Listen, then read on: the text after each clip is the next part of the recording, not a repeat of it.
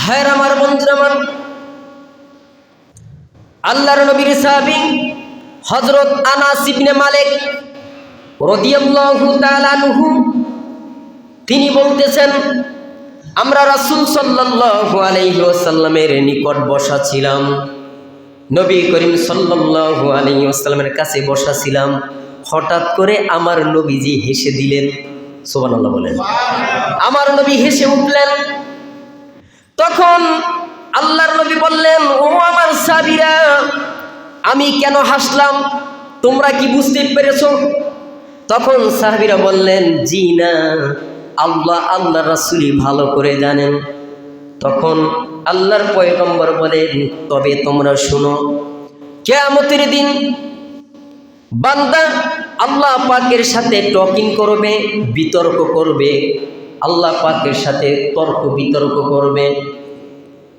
তখন আল্লাহ রাসূল বললেন, তর্ক বিতর্ক করবে এ কারণেই এক বান্দা বলবে, ওগো পরওয়ারদিগার, আপনি কি আমাকে দুনিয়াতে জুলুম থেকে আমাকে পরিত্রাণ দেননি?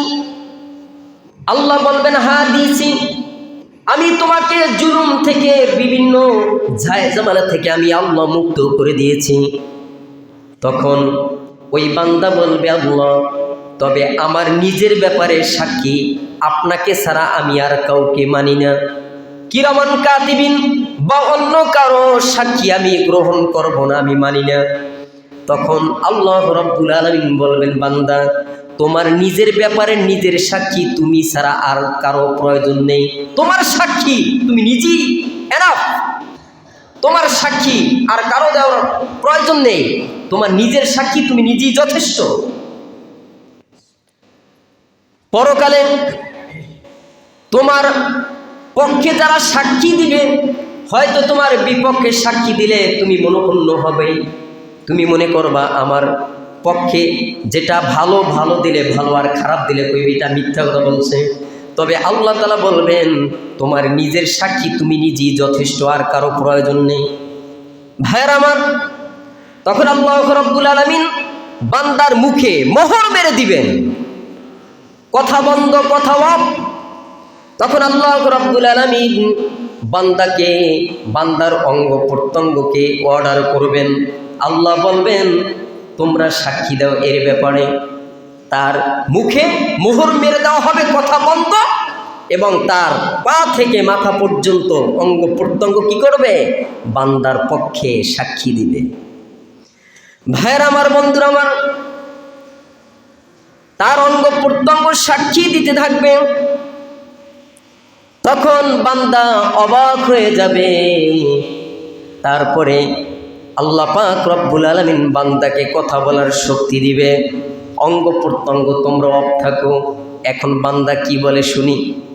বান্দাকে কথা বলার শক্তি দিবেন। তখন বান্দা এই কথাটাই বলবে।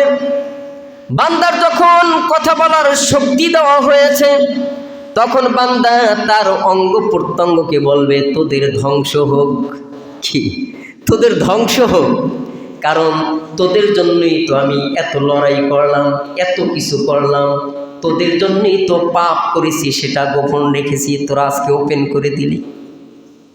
ভাইয়ের আমার, পৃথিবীর জমিনে যে কোনো জায়গা আপনি খারাপ কাজ করলেন, যে কোনো অপরাধ করলেন, ওই জায়গা সহ আপনার অঙ্গ প্রত্যঙ্গ কি করবে? সাক্ষী দিবে। এটা ভাইবেন না ওই নির্জন প্রান্তরে আপনারা দুইজন, আর কেউ দেখে না, এমন মনে করা যাবে না।